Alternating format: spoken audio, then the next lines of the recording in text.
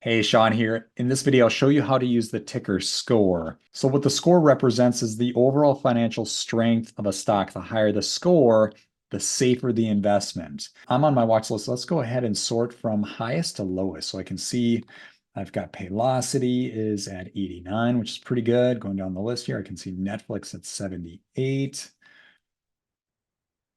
Fortinet at 72, Tesla at 72. Adobe at 67. So let's go ahead, click on Adobe.